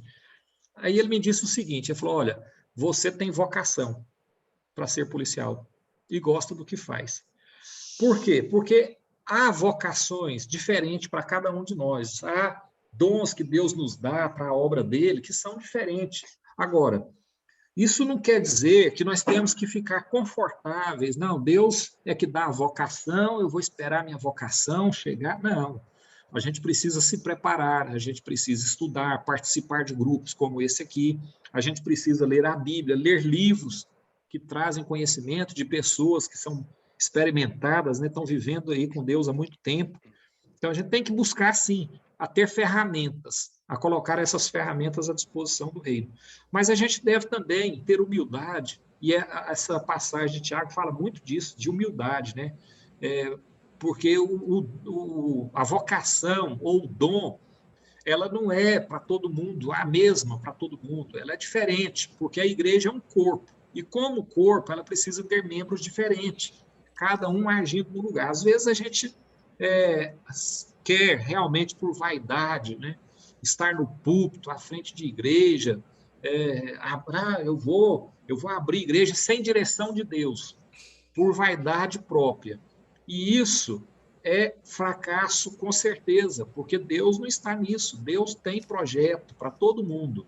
A gente precisa identificar esse projeto. Agora, pastor, assim, o que eu acho mais importante é que a gente só vai ter essa convicção e essa clareza quando a gente andar com o Espírito mesmo, em intimidade. O Espírito Santo precisa dirigir cada passo. O que eu vou fazer, que livro eu vou ler, onde eu vou estudar, com quem eu vou estudar, porque só assim eu vou crescer dentro do projeto de Deus. Eu posso até crescer num projeto pessoal. Nada impede que, né, eu busque aí uma carreira e me dê bem, faça sucesso com ela sem ter vocação nenhuma, como esse colega meu confessou. Não, eu quero ir embora da PM, eu não estou satisfeito com isso aqui, isso não é para mim. Quer dizer, entrei aqui por engano. Agora já estou velho, como é que eu faço? Tem que ir embora. Então, isso é sinal de pessoas que viveram a vida inteira se enganando sem estar dentro do projeto que Deus tem para a vida de cada um. E Deus tem projeto para todos. Nós temos só que nos focar nisso. amém. Amém, Avelar. Eu fiz uma outra anotação aqui, inclusive, assim, o versículo 17 aí, ele responde muito bem isso, né? Porque a palavra-chave, eu vejo que quando nós estamos muito essa questão do freio da língua, de tudo mais, quando nós não estamos inseridos na igreja, eu digo na igreja assim, juntamente com os irmãos, não porque a igreja somos nós, né? Mas eu estou dizendo na comunhão, a tendência nossa é começarmos a falar. E a palavra-chave aí, então, seria estar inserido na igreja, na comunhão, no congregar, para falar Pastor, menos? Na verdade, não é nem falar menos nesse sentido, né? Porque eu fiz questão aqui de falar também, eu vou até voltar aqui, porque tem um momento aqui do slide que eu falo isso, quer ver? Só pelo Espírito, ele sempre vai buscar, não é aqui. Aqui, ó. A mensagem de Tiago é: façam o bem também com a língua. Nesse momento aqui, o que eu quis frisar é justamente isso, para não cometer esse engano, porque muita gente vai achar também que eu vou chegar lá na igreja, então, e vou sentar e vou esperar as coisas acontecerem. Não, não é isso. Nós temos que nos prontificar. O que eu disse lá no final? Nós temos que buscar a sabedoria de Deus e entender pelo Espírito qual que é a nossa vocação. A minha vocação é qual? A minha vocação é ministrar, é ser mestre, é ser evangelista, diácono, é ser presbítero, ser pastor, e a gente precisa entender qual que é o papel realmente de cada um, porque muita gente acha, não, eu quero ser pastor porque eu quero pregar. O papel principal do pastor não é pregar. As pessoas precisam entender isso. O papel do evangelista é evangelizar. O papel do pastor é muito mais administrar a igreja, cuidar das ovelhas, tal. Então, quer dizer, a gente precisa entender esses pequenos detalhes. Qual que é a importância da pessoa que está na portaria? Então, todo mundo tem uma importância, eu preciso encontrar a minha vocação e me preparar para ela, me preparar bem, para fazer bem. Tessalonicenses diz, né? Tudo que fizeres, fazei como ao Senhor e não aos homens. Então, é com esse pensamento, não é ficar omisso, de braço cruzado, é se preparar para exercer a sua vocação com competência, com autoridade. Porque a autoridade é revelar que você conhece aquilo que você pratica. Amém. E tem o versículo, tem até uma parte aí que fala sobre as características, né, que é terrena e... Eu estava lendo o livro aqui do Hernandes Dias Lopes, ele fala sobre isso, a sabedoria da terra, ela tem 3 características, né, que é a terrena, animal e demoníaca. Verso 15. Ele coloca justo isso, porque realmente esse animal ele fala da questão do não espiritual, né, e agora, como nós, como igreja, porque fala João 10, fala do joio e do trigo, né? Ambos andarão juntos, mas nós, como igreja, que temos que fazer diferença, fazer essa mudança, entendeu? Na questão de influenciar e não sermos influenciados. Isso aqui é essa sabedoria do versículo 17 que nós temos que apregoar. Pastor, a gente não tem noção, né? A gente não tem noção do alcance daquilo que os nossos atos, né, que os nossos gestos e principalmente que os nossos ensinamentos vão alcançar. A gente, às vezes, acha que não tem tanta repercussão porque eu estou tratando com uma pessoa, então isso não vai passar da pessoa, mas passa, porque aquilo vai reverberar lá na família dele, né? Vai reverberar também no local de trabalho, no ambiente onde ele vive, nos amigos de futebol. Então, quer dizer, vai ter um impacto na igreja, na própria igreja. Então, a gente precisa ter essa compreensão da importância e do alcance das nossas atitudes e balizar sempre essas atitudes com aquilo que nós acreditamos. Hoje há um radicalismo, eu estou tentando assim, evitar, porque eu acho que eu já entrei muito nisso. Por coincidência, hoje eu ter assistido essa aula lá, né, de manhãzinha, ter visto a criança assistindo a aula, na verdade, porque a criança estava assistindo a aula e eu presenciei. Então, assim, eu fico vendo a falta de compromisso que o ensino terreno tem. Não, eu vou ensinar as coisas da terra e está tudo bem, e aí depois essa criança é que se vira. Mas não é essa criança que se vira. Isso tem impacto no reino de Deus, porque eu estou tirando a possibilidade de uma pessoa conhecer Deus, eu estou transformando o ambiente em que eu vivo, a sociedade onde eu vivo, em uma sociedade doente. Por quê? E esse é Deus, gente, porque eu abandonei Deus, o ensino de Deus, a sabedoria de Deus. Amém. E eu vou repetir, que ela é pura, ou seja, ela é limpa, ela não se contamina das coisas do homem. Ela vem de Deus, ela é como Cristo, limpa, pura. Ela é pacífica, ou seja, ela não causa divisão, ela não causa discórdia, ela causa, pelo contrário, união. Ela é moderada, porque ela tem respeito com o próximo, ela calcula para que não cause cisão. Ela é tratável, ou seja, ela é fácil de digerir. Ela é cheia de misericórdia, porque ela se coloca no lugar do outro, dá bons frutos, porque aquela pessoa não vai ser um pária, aquela pessoa não vai ser alguém que suga a sociedade e não produz nada.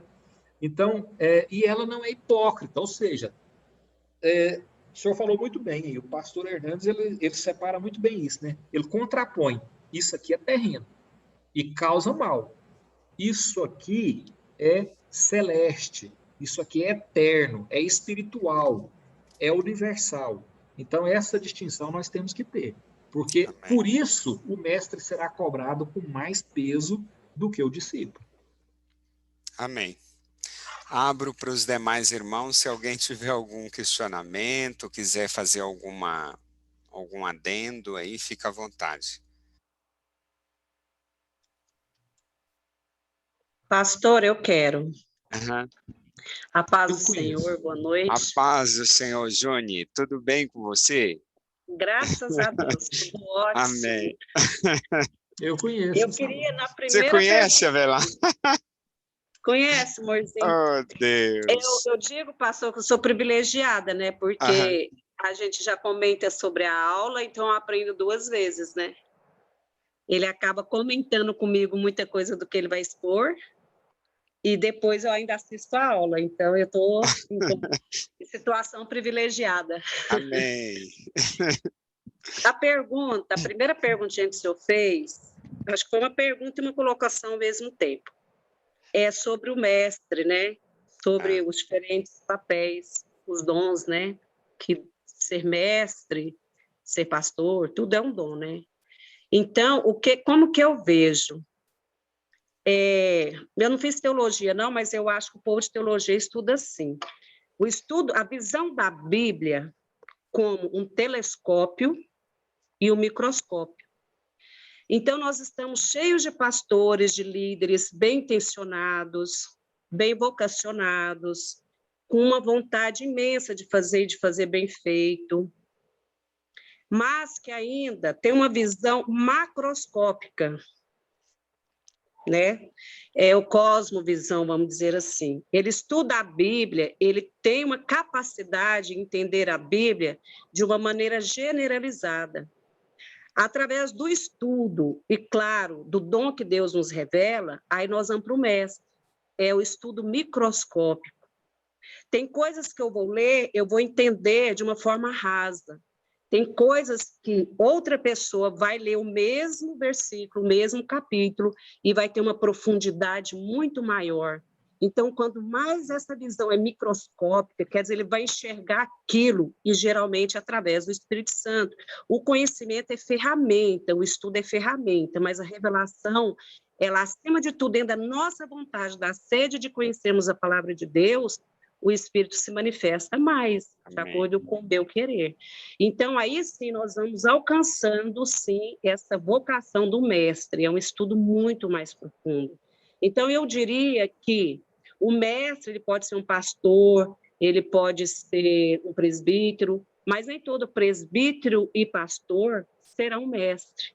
São pessoas de grande conhecimento, bem intencionadas, pessoas santas, mas que não têm um conhecimento tão profundo para tal.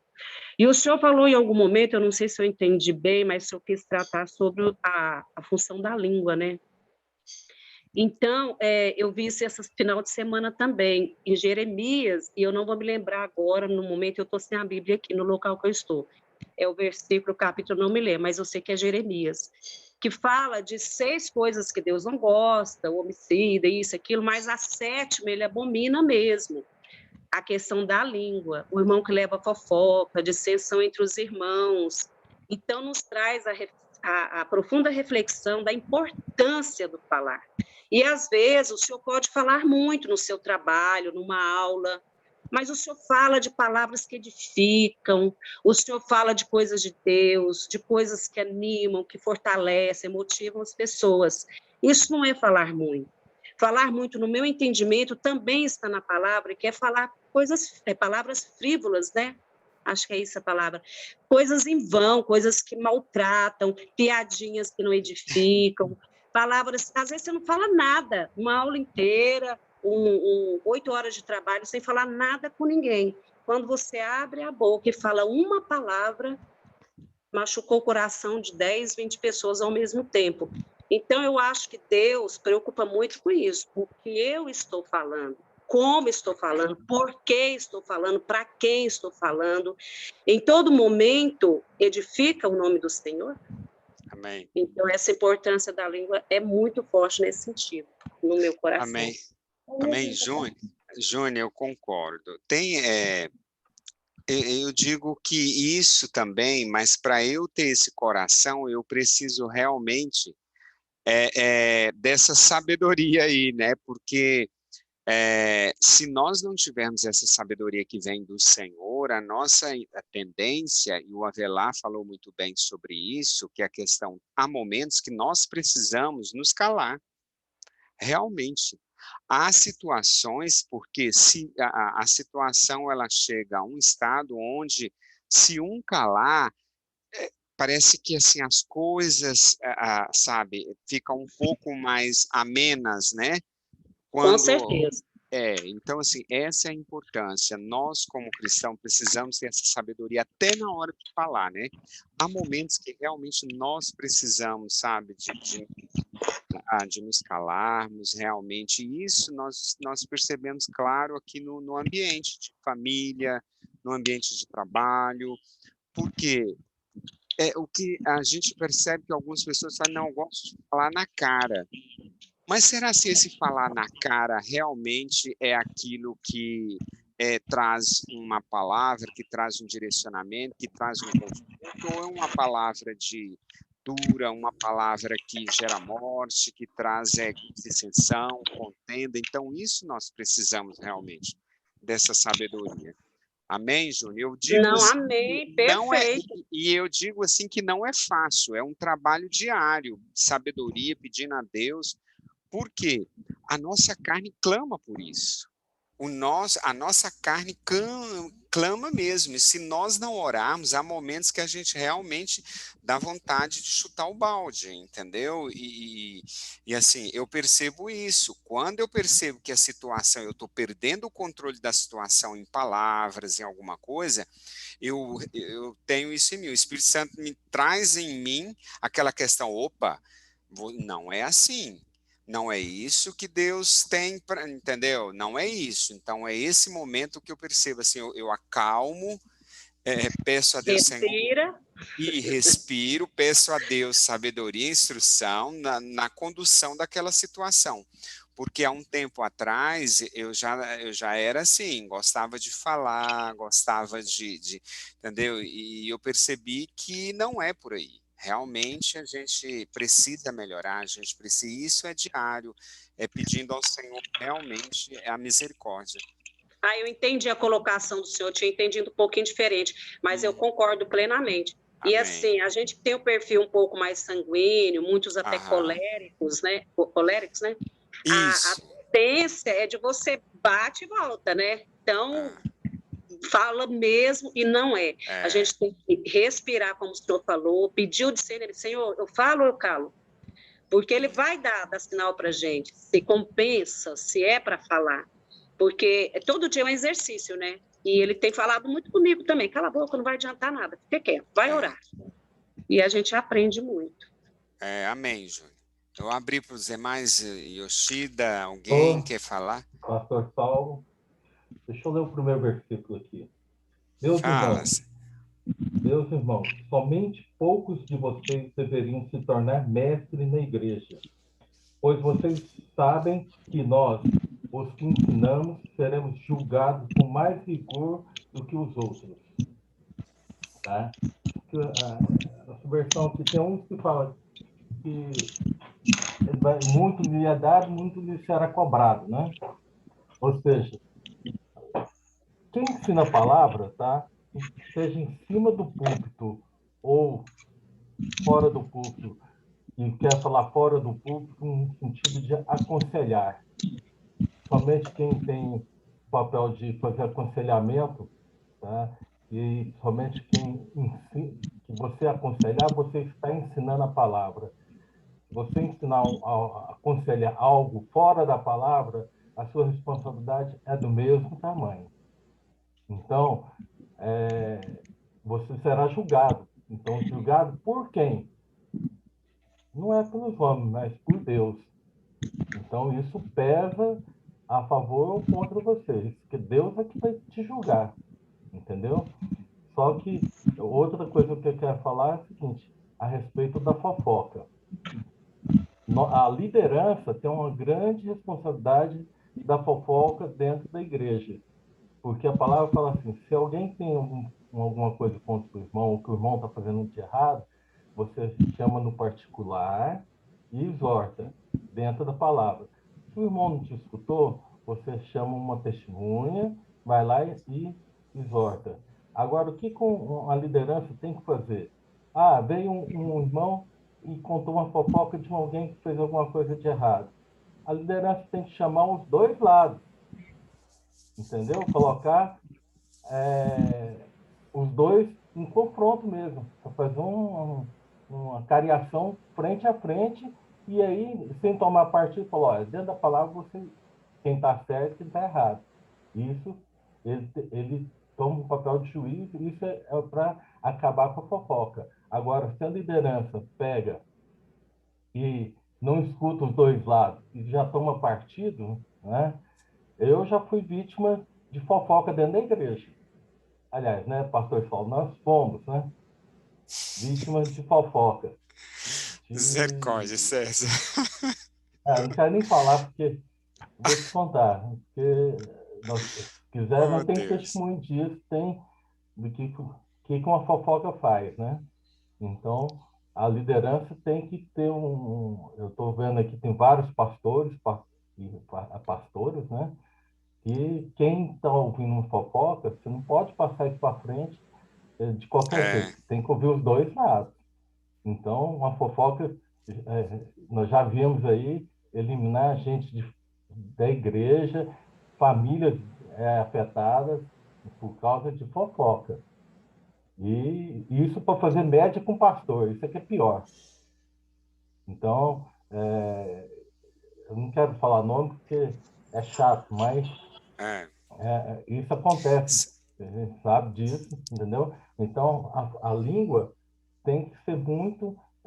quem vai aconselhar, tem que aconselhar dentro da palavra. Se você está fora da palavra, há consequências, entendeu? Esse é o problema. É verdade, César. A gente precisa realmente, essa questão aí do... Oi, alguém quer falar? Eu quero falar, uma dúvida, pastor Saulo, com o Avelar, quando falou no questionário, no 4, fala assim sobre os frutos da língua, são a vida e a morte. Eu queria que ele assim, explicasse, que eu não entendi perfeitamente. Avelar, você vai falar? Falo. Bem rapidinho. Eu sabia que isso aí poderia dar polêmica, pastor, eu já estava até preparado para essa pergunta. Por quê? Porque muitas vezes a gente confunde lá com os frutos de Gálatas, né? Gálatas 5:22, me parece. Então a gente confunde um pouquinho. Não, o que aqui está dizendo é aquela questão do controle, né? Anal, cavalo, tal, aquela coisa toda, fogo. Se você tem controle, ele serve para o bem. Se você não tem controle, ele serve para o mal, e assim é a língua.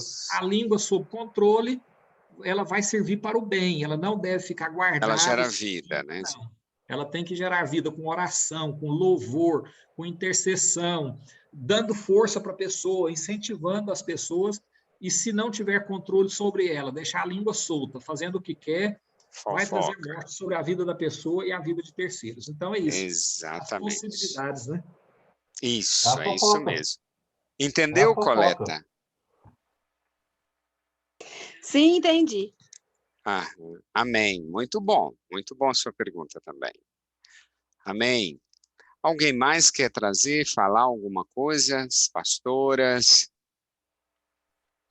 Não.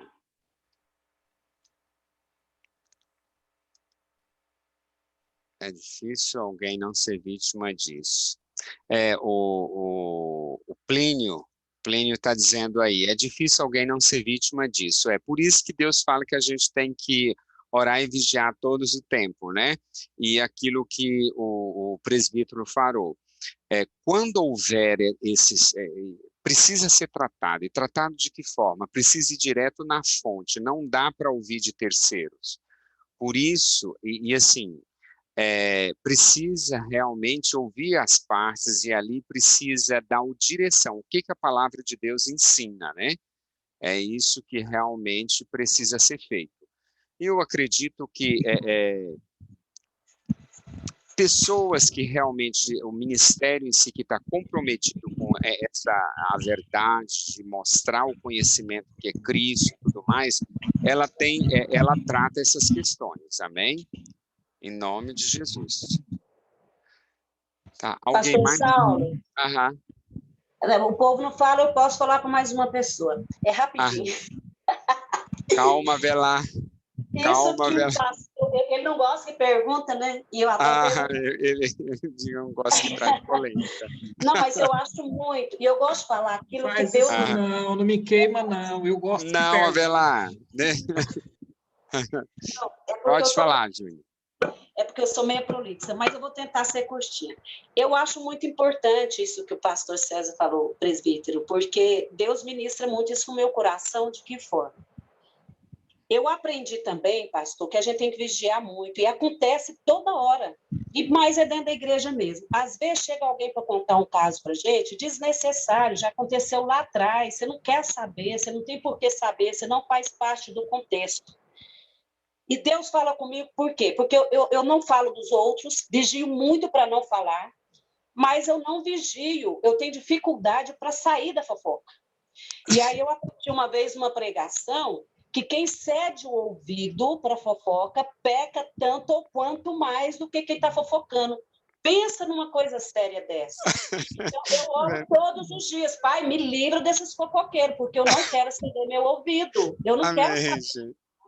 Era isso que eu queria falar, pastor. Mas amém, Júnior. Continue assim, Júnior, orando e pedindo a Deus todo dia. Tenho convicção. Deus nos ajuda, amém? Que o Senhor nos realmente... Ô, Senhor. Amém? Alguém mais quer falar, irmãos? Alguém quer trazer alguma contribuição? Tem um versículo que um tempo atrás eu estava lendo, não sei se estava procurando a palavra, uma palavra em grego, teknon, que é fruto, né? Que é criança, né? Criança nova. E eu procurando para um contexto específico, e aí eu cheguei num versículo, e eu vim ver esse versículo, eu falei, gente, que versículo pesado de Jesus. Aí eu vim descobrir esse versículo, mas assim, é uma verdade tão grande, que tudo que Jesus fala é pérola, né? Porque é a verdade pura, né? É a palavra já. É Deus falando. Ele fala assim, veio João Batista que não comia nem bebia e falavam, tem demônio esse cara, porque ele não come, não bebe. Aí veio o Filho do Homem que come e bebe, no caso, né? Ele não jejuava e beber, provavelmente bebia vinho diferente do outro, do João Batista, que é provavelmente nazireu, coisa assim, né? Só comia mel silvestre e tal. E aí o Jesus fala assim, veio o Filho do Homem que come e bebe e falaram, tem demônio. Esse é comilão e beberrão. O outro, ele que não come e bebia, tinha demônio, João Batista. Veio o Filho do Homem que come e bebe, esse é comilão e beberrão. Aí Jesus fala assim, mas a sabedoria, engraçado, né? Tem a ver com a palavra. A sabedoria é justificada pelas suas... Aí tá a palavra tecnon, que é frutos, né? Pelas suas obras, pelo seu fruto. Vamos perceber que você é servo de Deus. Isso foi na aula passada, nós tratamos algumas coisas com relação a isso, né? Interessante. Vamos falar mal de todo jeito, né? E se a gente fosse se importar com aquilo que fala, irmãos, não vale assim, a pena. De uma coisa eu sei, sabe? Nós precisamos viver o Evangelho, nós precisamos viver Cristo. Nós estamos no mundo, e o mundo jaz do maligno, não tem como, querido, nós estamos inseridos. O que nós precisamos ter em mente nós como igreja precisamos fazer a diferença. Não podemos deixar que o mundo nos contamine, entendeu? Por estar inserido no mundo, porque nós estamos ali. Há um momento que Deus ministra no meu coração um ambiente, quando eu estou num ambiente, um ambiente corporativo, onde eu percebo que não está legal, eu fico até certo momento. Chegou o momento que Deus, o Espírito Santo fala no meu coração, fala, olha, chegou o momento. Eu, falo, olha, fiz o meu social, fui ali, fiz tudo, entendeu? Mas eu não posso estar inserido naquele contexto. Muito pelo contrário, eu tenho que fazer a diferença. É isso que nós queremos e que a gente pede todos os dias, né? Nós, como igrejas, façamos a diferença no mundo. E não se iluda, dentro da igreja tem todos tipos de pessoas, e aí é onde que realmente nós precisamos fazer essa diferença, tanto ali no ambiente como lá fora, que na verdade igreja não é lá dentro, né? É na segunda, na terça, no ambiente realmente fora. Não é isso? Amém? Avelar, pode falar, César. A sabedoria de Deus, ela produz bênção, tá? Aham. E ela são uma sabedoria que são obras dignas de Deus. E gera paz, né, César? Paz e não guerra, né? Então, exatamente, irmãos.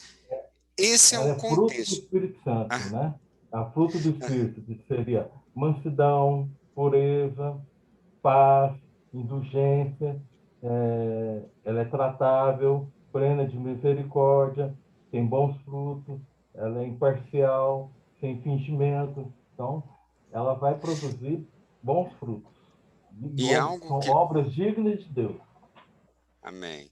E algo que eu tenho aprendido, irmãos, com um pastor que assim, eu admiro muito, ele fala, se você não tem uma palavra de Deus, se você não tem uma palavra de direção, se você não tem uma palavra de correção, de ensino, de tudo, não traga uma palavra de condenação sobre as pessoas, entendeu?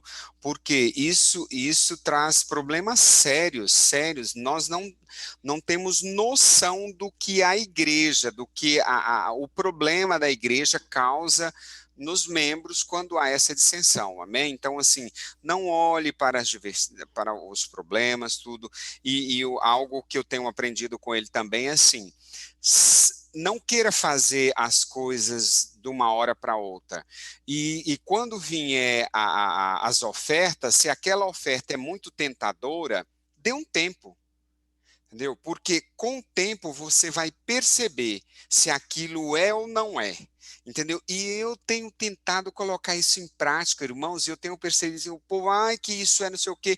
Eu falo assim, nossa, então não é para mim, entendeu? Por quê? Porque tem que ser agora. Eu não. Aí acalmo, depois eu oro, vejo se aquilo realmente senão, e Deus dá direção. Amém? Pastor, Avelar? Nós temos... Falta 1 minuto para acabar a aula, aqui, pelo menos no meu relógio, então eu queria fazer só um comentário. Seguinte, sabedoria da autoridade. Sabedoria traz autoridade. Eu vou dar um exemplo. Às vezes tem uma irmã lá na igreja que você conhece e aquela irmã, ela vive orando, ela não fala de ninguém, não vive em meio de confusão, nunca está em meio de confusão, mas sempre está com a solução. Quando precisa dela, ela está pronta para trazer a solução para algum problema. E aí todo mundo vai nela. Não, vai na irmã, ora, pede para a irmã orar, fala com ela, fala para ela fazer uma visita. A irmã é ótima para isso e tal. Isso chama autoridade. Ela não é diaconisa, ela não é pastora, ela não é nada na igreja. Ela é um membro que está lá, fica sentadinha lá, fazendo o papel dela, limpando o chão, mas tem autoridade. Então, repito, sabedoria traz autoridade. A gente precisa entender isso também. Amém. Amém, irmãos? Obrigado a cada um de vocês, obrigado, presbítero Avelar, obrigado, presbítero César, que sempre tem contribuído conosco todas as segundas-feiras. Obrigado a cada um dos irmãos, os pastores aí, Deus abençoe a cada um de vocês. Obrigado pela palavra que tem sido maravilhosa, cada semana nós estamos aprendendo. Avelar, por mais que não teve como rodar aí, mas foi maravilhoso. Palavra do trono, e é isso aí. Deus abençoe a cada um de vocês, fique em paz, que Deus tenhamos uma semana abençoada e que nós possamos a cada dia exercermos a sabedoria de Deus sobre as nossas vidas. Amém? Em nome de Jesus. Obrigado a cada um de vocês. Obrigado, Deus abençoe. Amém. Oi. Aham. Deixa eu deixar uma pergunta aí no ar. Aham. Aí, coloca assim a pergunta. Qual que é mais importante? A unção ou o caráter? O bom caráter? Qual que é mais importante? A unção ou o bom caráter? César, um bom caráter. Vamos aí, irmãos. Depois tem uma discussão sobre isso, mas é um bom caráter, irmão. Eu vejo realmente. Mas quando você tem um... Às vezes as pessoas pensam que unção é mais importante do que um bom caráter. Às vezes a pessoa é cheio da unção, mas não é mau caráter, tá? E fora da palavra, gera confusão. Gera problemas terríveis. Misericórdia. Por isso que é melhor. O bom caráter é melhor do que unção. Amém. Amém. Obrigado, César. Deus Amém. abençoe. Obrigado, Avelar. Boa noite. Eu Deus que agradeço, abençoe. pastor. Tchau. Grande abraço.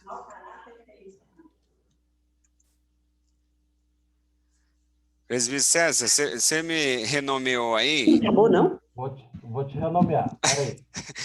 Júnior, estamos terminando. Eu achei que eu já estava no... Ei, Júnior. Que legal, ainda bem que não falei besteira. Foi uma pergunta em cima de outra pergunta. Oh, Deus. Aí, tá renomeado. Não, faltou um Amém. Peraí. Presbítero Avelar, você está bem? Eu achei que você tá bem, né? Tá no mudo, seu vídeo. Aí, agora tá. Vamos em paz, pastor, graças a Deus. Amém. Obrigado, viu? Grande abraço. Deus abençoe. Obrigado, obrigado a todos que estão presentes aí. Deus abençoe. Tá, amém. Obrigado. Tchau, tchau. Amém. Você também, César. Deus abençoe. Amém.